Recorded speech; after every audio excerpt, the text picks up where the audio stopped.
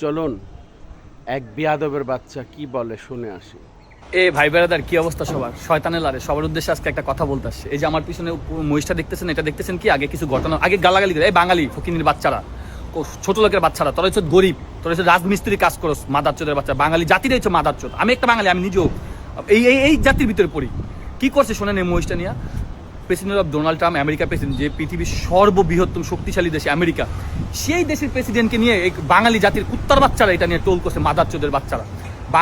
বাঙালি করে আমি জুতা দিয়ে পিটানো উচিত মাদারচোদের বাচ্চারা। কেন কইতেছি ভাই শোনেন, এইটা নিয়ে ভাই টোল করছে, ভাই এটা নিয়ে মজা করছে। ওই মহিষটাকে সাদা টাইম সাহেবের মতো দেখা যায়, ওরা নিয়ে এটা করছে। এখন কি হয়েছে, পেন্টাগন মানে আমেরিকা, হোয়াইট হাউস এটা নিয়ে দেখছে, এটা নিয়ে তারা অ্যানালাইজ করতেছে।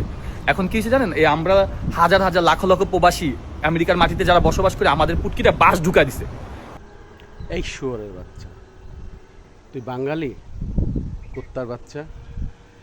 এই ট্রামের জারক সন্তান, তুই কি ভালো?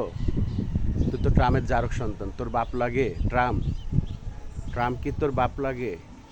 তুই বাঙালিরে গালি দিস? এই জারক সন্তান, এই বেয়াদবের বাচ্চা, তোর এত বড় সাহস কে? তুই কি ট্রামের রাস্তায় ফেলানো ছেলে? এই বেয়াদবের বাচ্চা, ড্রেনে থেকে উঠে আসছিস, বস্তি কোথাকার। এই বস্তির বাচ্চা, তুই তো বস্তি, তুই নিজে হলো বস্তি, তুই মানুষকে বস্তি বলিস কিভাবে?